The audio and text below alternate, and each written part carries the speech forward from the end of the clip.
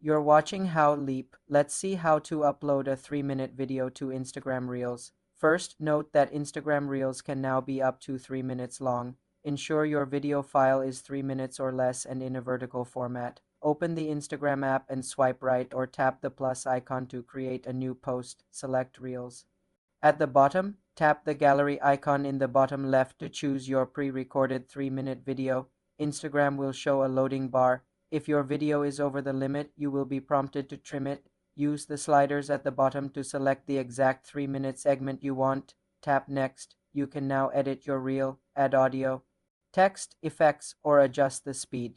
Tap Next again. On the final sharing screen, add a caption, hashtags, and choose your audience. Ensure the toggle at the top says Share to Reels. Tap Share. Your 3-minute reel will now upload and be published. If you encounter an error, check your internet connection and ensure the video file format is compatible, such as MP4 or MOV.